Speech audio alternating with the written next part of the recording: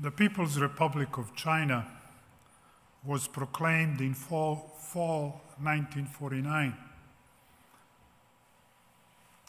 32 years prior,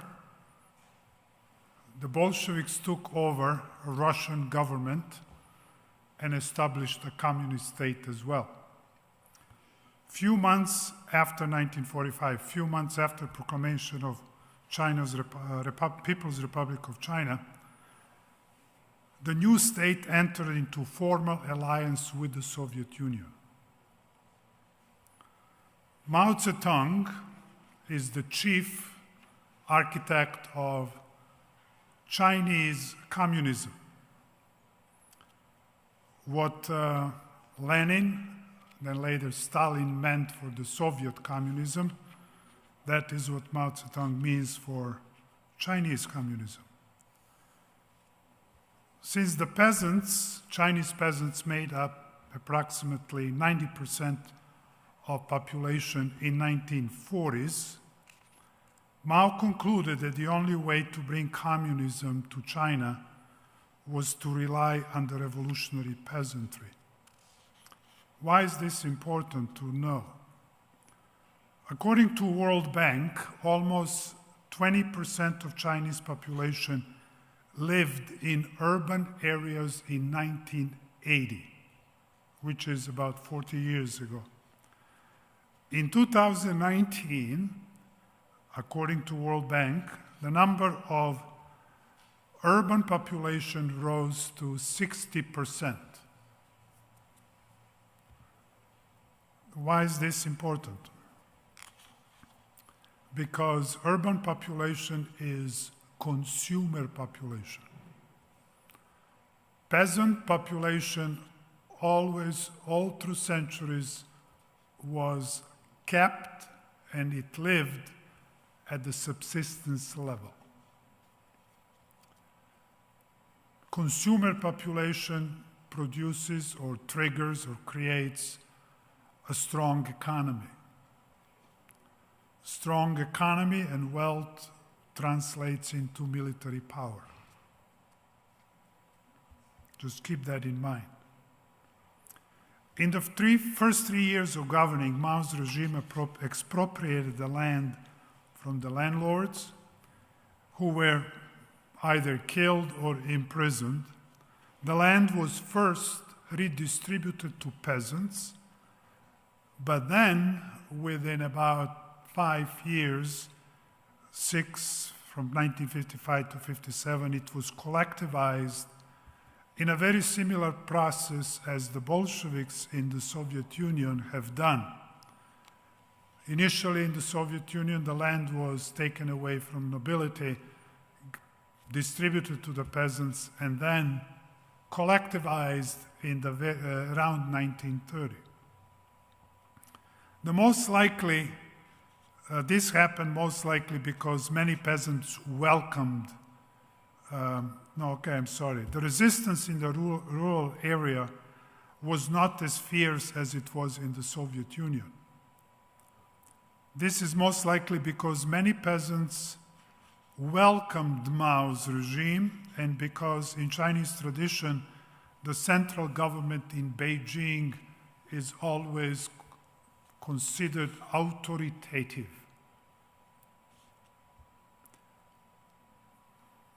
The new communal way of life, became a basis of Chinese peasant life. The communes soon proved to be inefficient and disastrous. One factor is that communes were usually about 25,000 persons.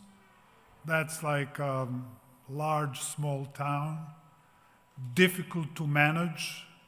And keep in mind that people who were appointed to manage communes were always, appointment was based on the participation belonging to the party rather to qualifications and ability to manage. During the first decade, Mao's government, the Soviet model was the blueprint of Chinese economy. In 1953, Stalin died. That's March 5th, 1953. In that year, Mao introduced the first 5-year plan. It was successful, like in the Soviet Union, the first 5-year plan actually was achieved in 4 years. Now, first 5-year plans are usually successful for the simple reason they are starting from scratch. By 1956, Nikita Khrushchev established himself in power in the Soviet Union, and at the 20th Party Congress of the Communist Party of the Soviet Union, on February 25, 1956, in a secret speech to the Congress, Khrushchev denounced and condemned Stalin's policies and Stalin's, quote, crimes. That secret speech, in a very short time, somehow was made available to the West, and it became public. Khrushchev's criticism of Stalin and his harsh policies did not sit well with Mao.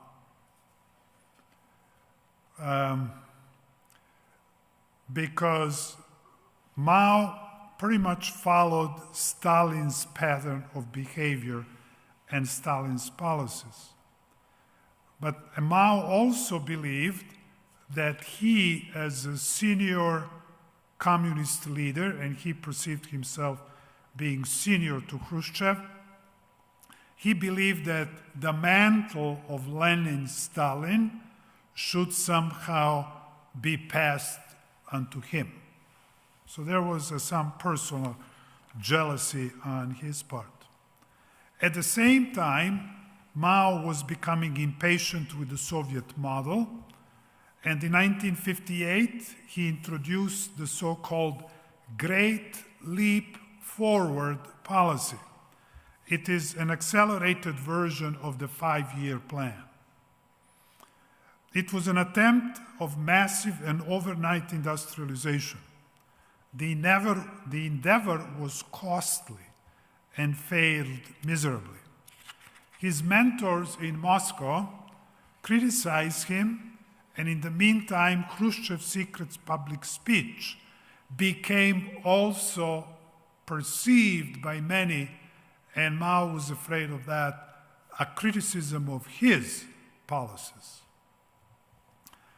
Then came the Cuban Missile Crisis of October 1962, where the Soviets were forced to cave in face of the American resolve to stop the Soviets installing nuclear heads in Cuba.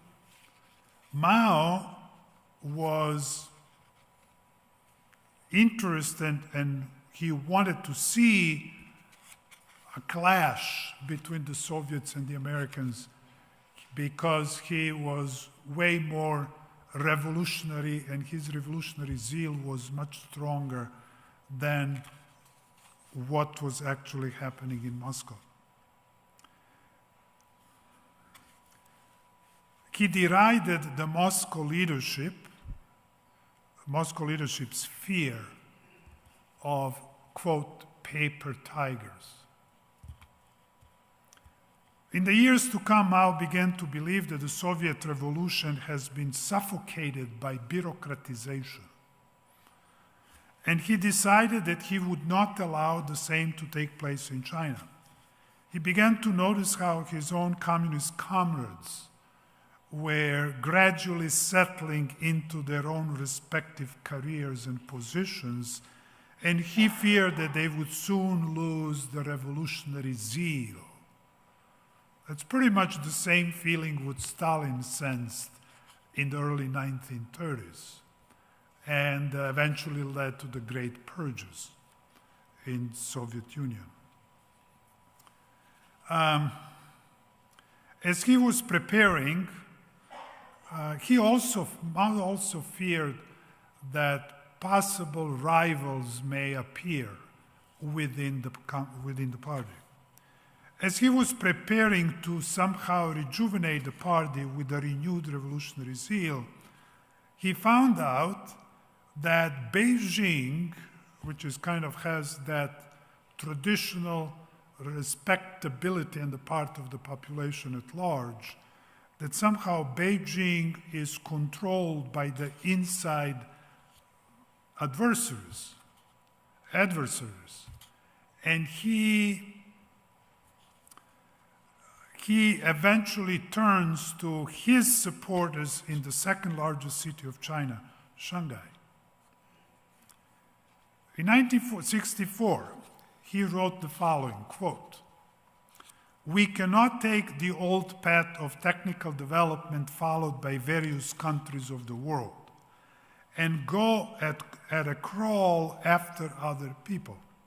We must break with the convention and make maximum use of advanced techniques so that our country can be built into a modern socialist power within not too long and a historical period."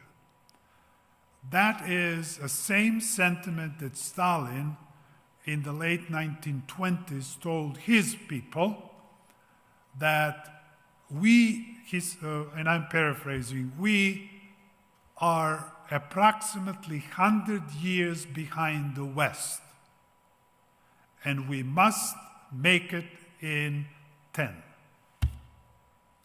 How do you do that? In 1965, Mao made a call for a cultural revolution. In May 1966, helped with a small group of his young and radical supporters, the newly formed, he created, with his leadership, they created a small number of people, a cultural revolution group.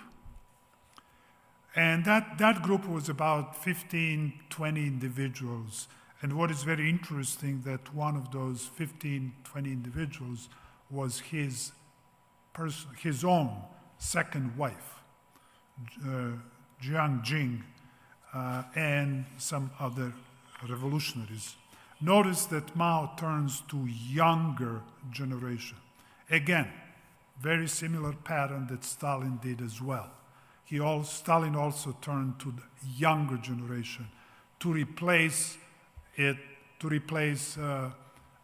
old generation, the old Bolsheviks, because Stalin believed that only with those Bolsheviks, those communists, those members of the Communist Party who were born after 1917, or let's say born maybe a few years earlier, but they grew up during the Civil War, Russian Civil War and after, not older generation who already lived and experienced and had some sense of pre-1917 society.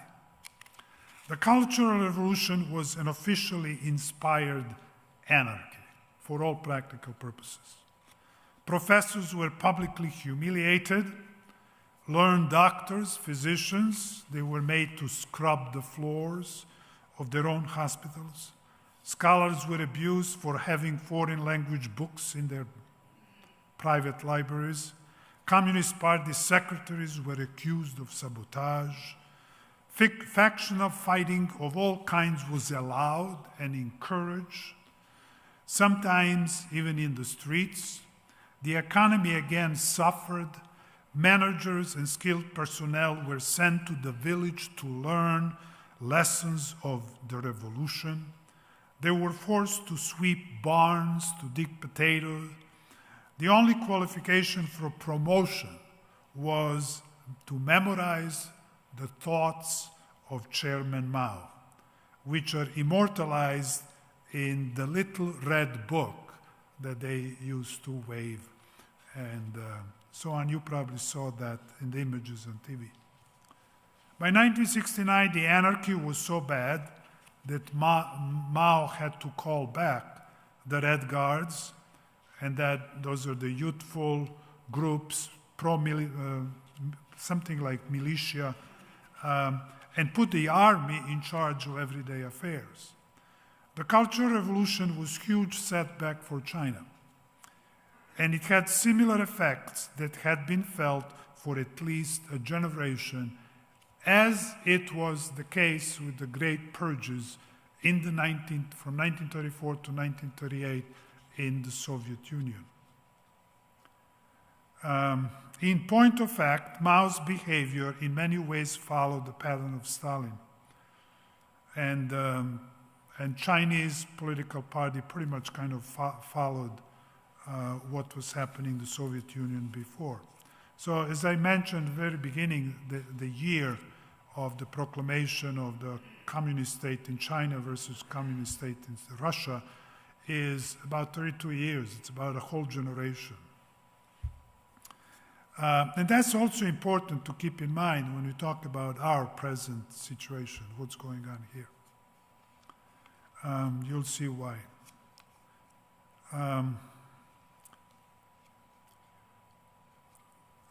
The Cultural Revolution was actually, in point in fact, it's Mao's way of trying to survive politically, as Stalin used the Great Purges to do the same.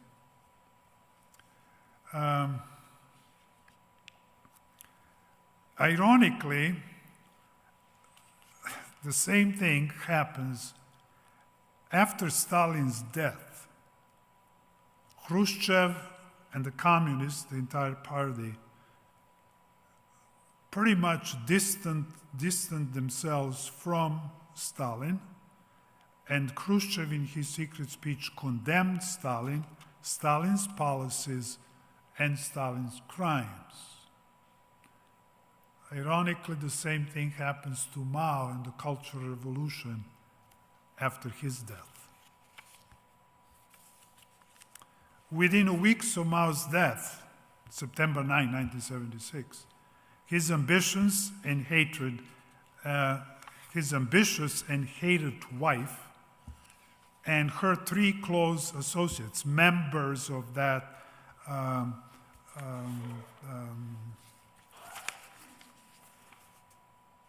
the revolution, Great Revolution, Cultural Revolution group of this.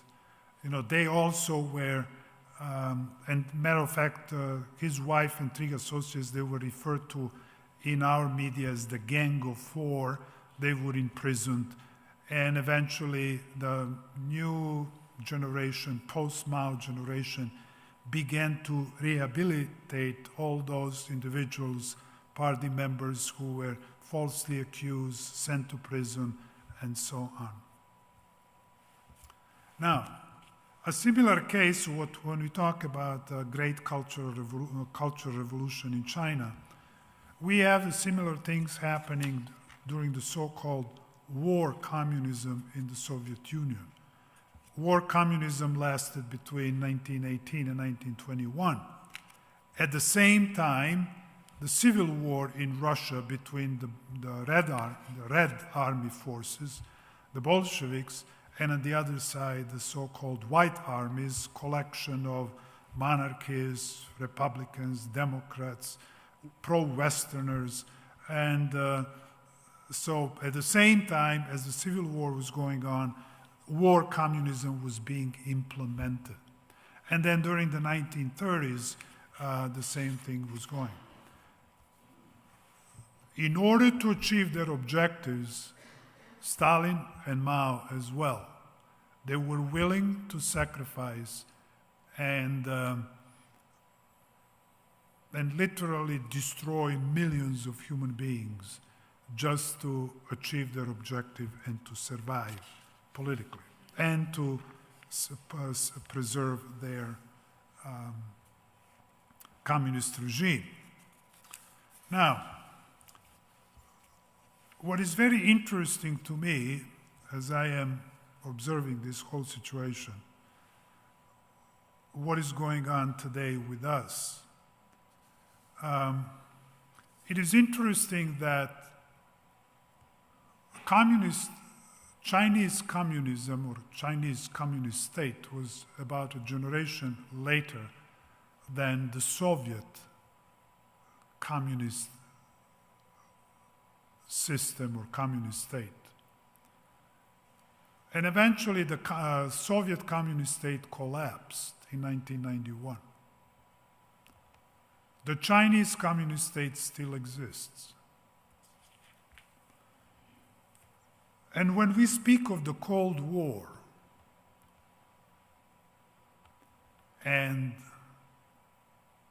if you bring that topic, the audience immediately thinks about the Cold War between the Soviet Union and the United States. Supposedly that Cold War ended in 1991 with the collapse of the Soviet Union. But all throughout that period, and it is considered that Cold War started approximately 1943, 1945, during the closing years of the Second World War. And ever since then, American policies were the policies of strategic containment of Soviet communism and, I assume, the Soviet state, the expansion of the Soviet state, or the influence of the Soviet state. It's interesting that even in 1993, the Vatican leadership was willing and actually made a concordat with Nazi Germany in 1933. The Vatican was willing to make an agreement with Nazi Germany in order to somehow combat Soviet or Moscow communism. And that fear of Moscow communism was actually, they would rather, the Vatican would rather, and at that time Cardinal Pacelli was Secretary of State who actually signed its agreement.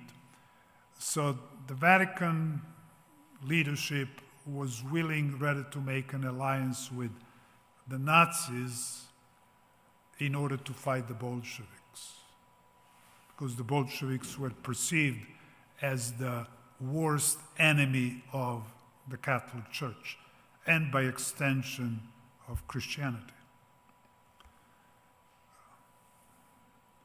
That hatred and resistance to the Soviet Union is still translating even today into relationship vis-a-vis United States relationship with Russia, which is a state which inherited legal rights of the Soviet Union, but drastically changed from what it used to be.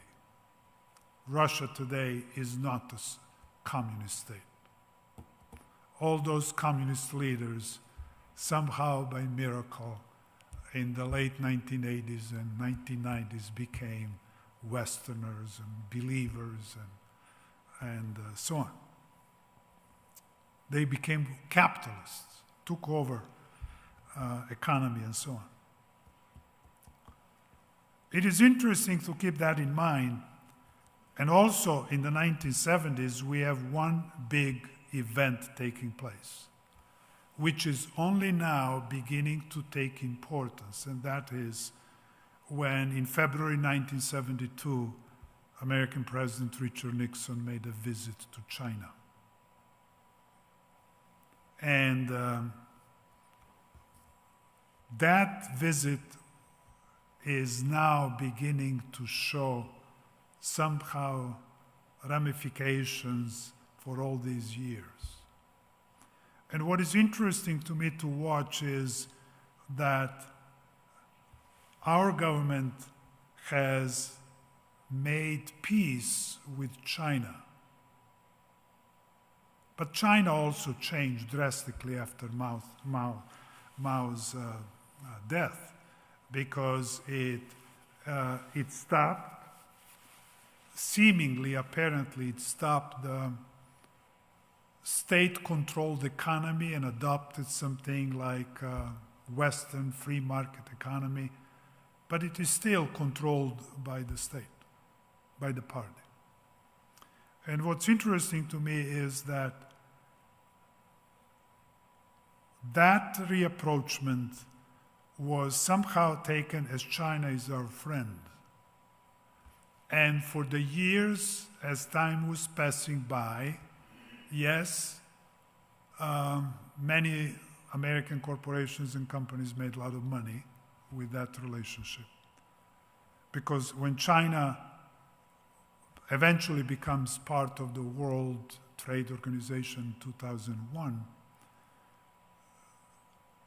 and when China opened up in the 70s and especially in the 80s to welcome Western capitalism,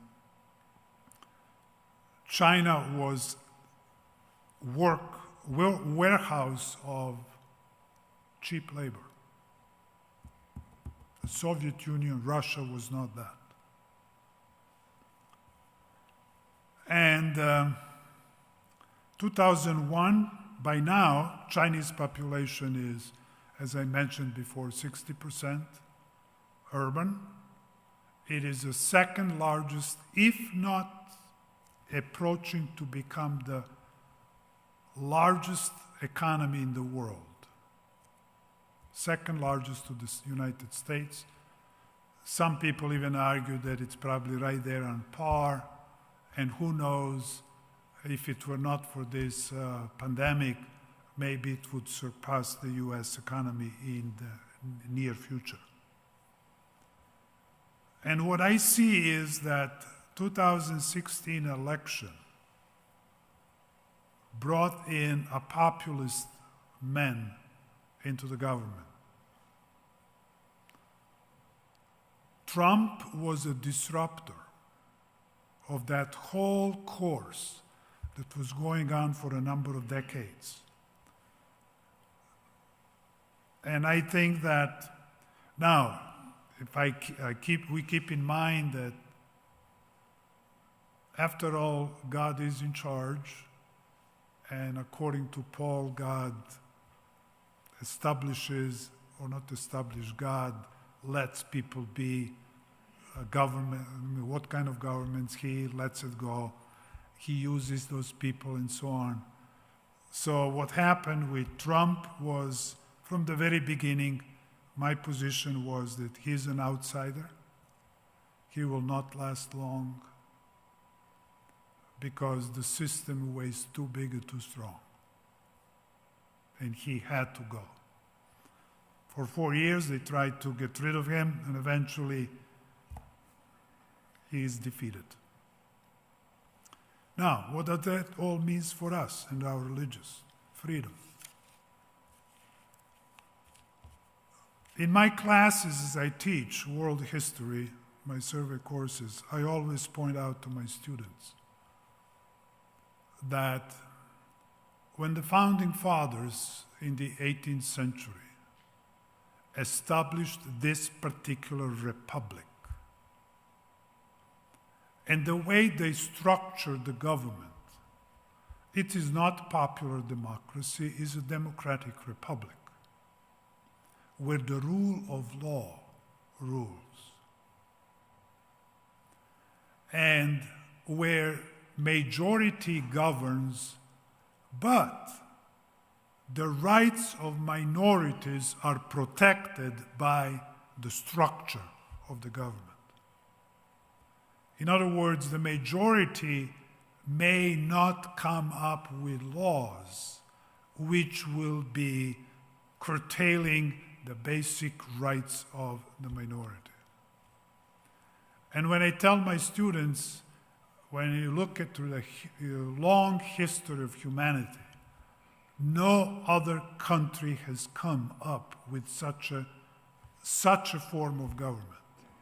It was the best human beings could develop and come up Now what we are witnessing is that very structure of the government is being attacked, and some people promised to take it apart. And the fundamental principle of all freedoms that were proposed and propagated and talked about and fought for, and people died for it during the Enlightenment age, 16th, 17th, 18th century, is the freedom, not only freedom to assemble, freedom to publish, freedom to to assemble, to publish, and the most important is freedom of conscience and freedom, religious freedom. That's the most important, religious freedom. To believe, to live according to your conscience. To believe whatever you want to believe, and to be protected, that people have no right, the state has no right to restrict that freedom and to force you into behaving in the way that you believe you should not, or you should, and so on. And that freedom is being, it publicly has been stated, already has been stated this morning by Conrad Wine, that some people have already pointed out that we cannot use religion to excuse ourselves from, quote, discriminating against certain groups of people. Another important event that we should take place, that we should keep in mind, is I am also surprised to see that that same Vatican, which was dead opposed to Soviet communism, is today welcoming Chinese communism, willing to work and cooperate together. My closing thoughts are, as we are witnessing this, and I don't know, much of this talk may give us problems in the days to come. Persecution, we Adventists talk about persecution to come. Persecution is already here. Are you aware of that? We are already being persecuted. Or not you and I, but persecution is already taking place. There is already calls by the people that will be in the government in a few days to, and not only by the government people, but even by other agencies, to ostracize, to marginalize, to debar to certain individuals, and actually a war is going on to completely destroy what we call those who are connected or are conservatives. In my opinion, is that Christians who are not Seventh-day Adventists, they also have to go through persecutions. At every step in our lives, we have to make a choice. Are you going to go this way or that way? And many of conservatives out there will eventually have to make those choices.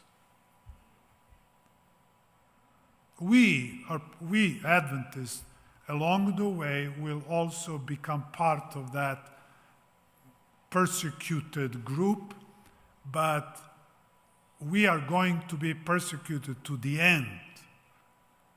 And it will be more fierce and fierce, and probably in the end, the Sabbath issue will become the defining factor. The last choice, you go this way or that way. So, it is somewhat, what is happening is somewhat frightening.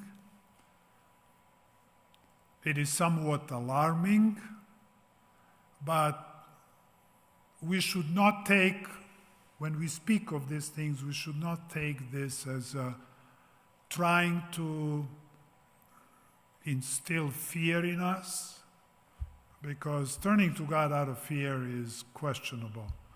That you should not fear God. We should take it more as a warning, or maybe just this is descriptive. This is what's happening in society. Matter of fact, it may be strange to say, but I'm somewhat glad that this is happening. It's about time. We talk about it, and one leading line of Lenin was, in his days, because Lenin kind of rejected one aspect of Marx. Marx believed that capitalism has to ripen, capitalism has to die in order proletariat to come out. Lenin said, well, since proletarian revolution is inevitable, that's the key term, inevitable. Then he said, why wait? Let's do it now. Push history a little bit. Since the second coming is inevitable, why are we so afraid of these things? I mean, it has to come, let it come. It's going to be tough and difficult and painful, but what else can we do?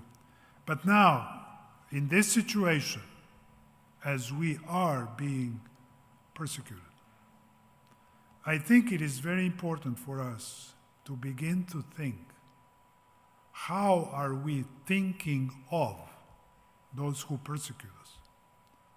How do we speak of them? How do we treat them? Are you willing to say like Jesus, and some martyrs of the past have prayed and say, God, help them, they don't know what they're doing.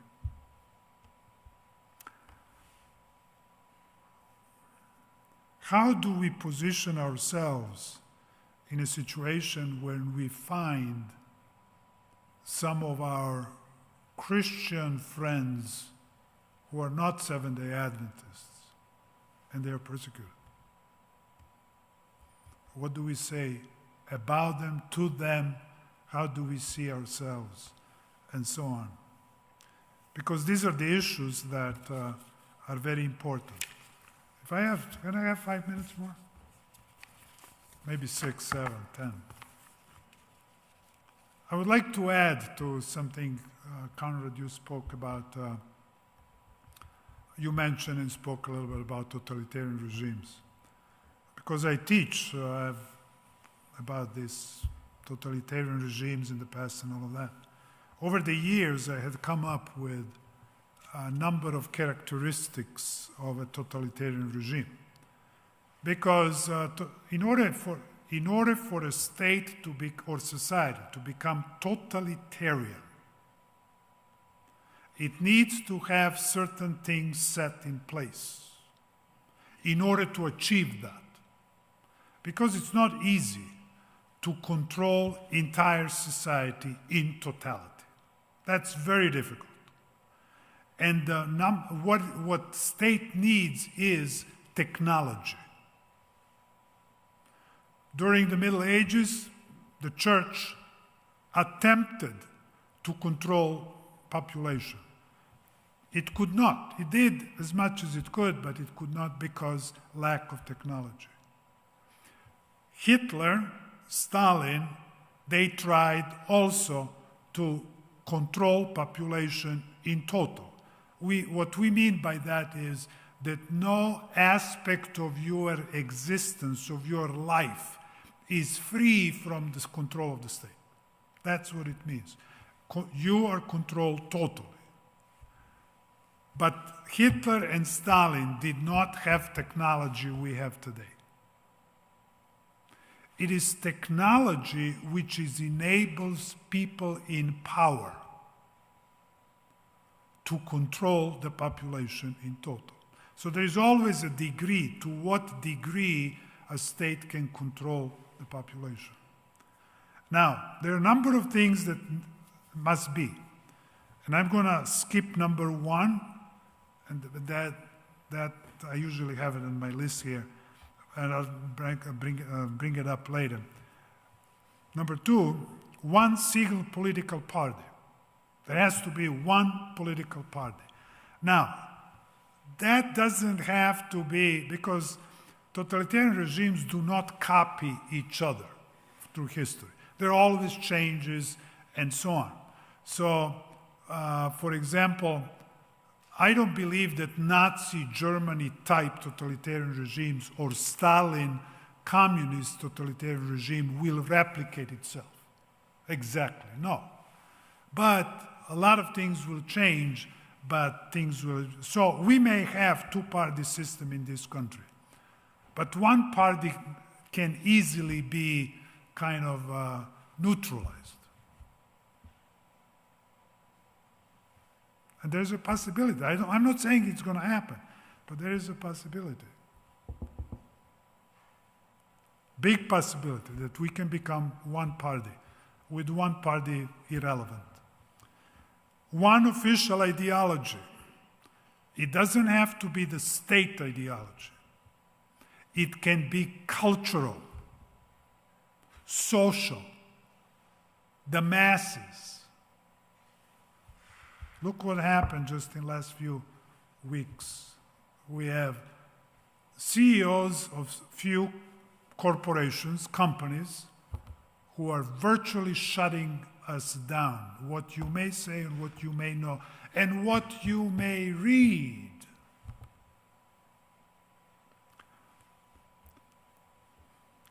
Don't be fooled. We don't use the word propaganda. We have different terms for that. Management of information. And that's happening in our country too. Complete control of judicial system. Everyone is under suspicion. State police. Monopoly over education, educational system.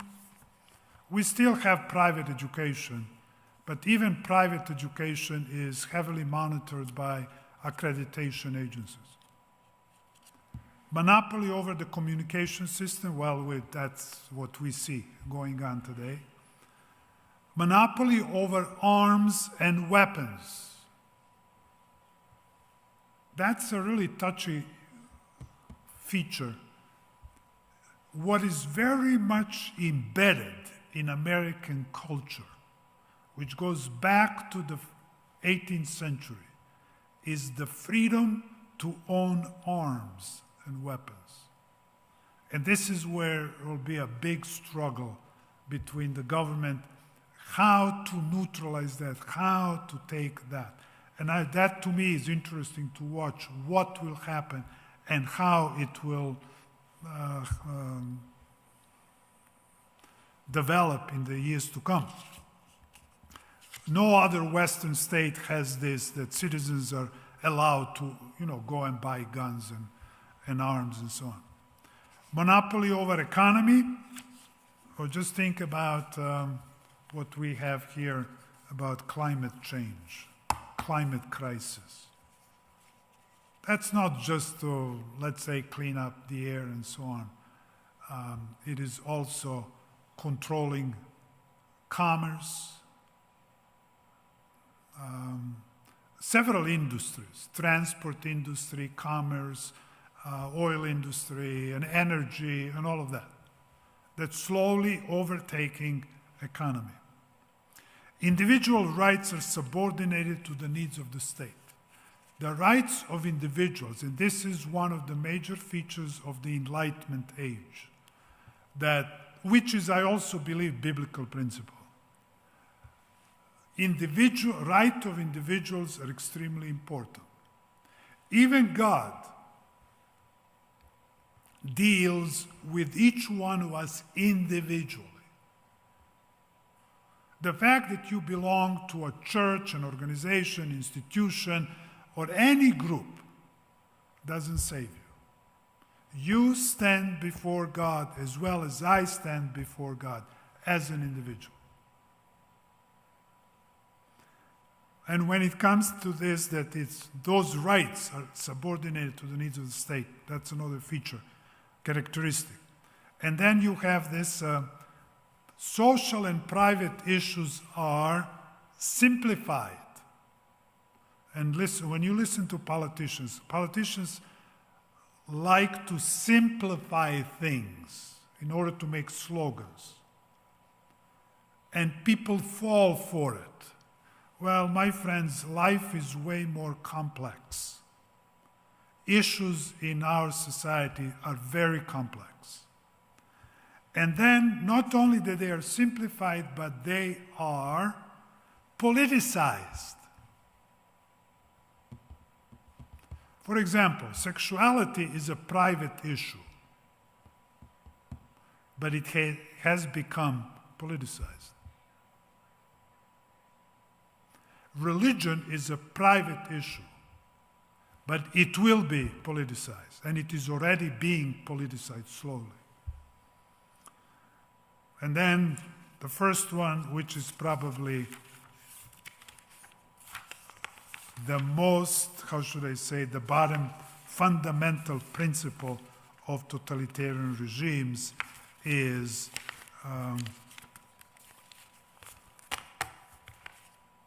you were just, Conrad, you were this morning just about to use that phrase, and you did not.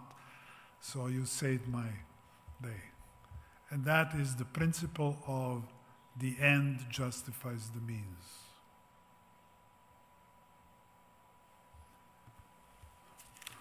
I want, that's what the young generation today, I want to have that. I hear that even from small children today, 4, 7, 8 years, my grandchildren often. I want that. Just because I want it. I'm not surprised more and more when I ask my students, if you are in a situation where you have to decide what's right and wrong, on what basis, how do you decide? Do you know what is the most common answer I get? Well, if it feels good. Can you imagine that? If it feels good, it's right. Since when feelings make a decision? Decide. Since when feelings are deciding factors? Do you know how troublesome that is? If you happen in life, and sometimes we do, what I need to achieve, whatever I do is justified by that. This principle, the end justifies the mean, is satanic principle. It's not biblical principle. And so when you listen and observe what is happening, keep in mind some of these things, how more and more our society is showing these features, which tells me that we are in a very serious point. To a large degree, we are just about to cross that critical point, and we could be referred to as a totalitarian state. What is encouraging is that I find that, interestingly, that a considerable number of states throughout the world are stunned by the developments in our own country. So what is that idea of the city and the hill? The light that is supposed to shine. We, United States, are supposed to be a country that is desirable to go to. Now people will say, wait a minute, what's happening here? So, The times are serious, but the Lord is coming. Thank you.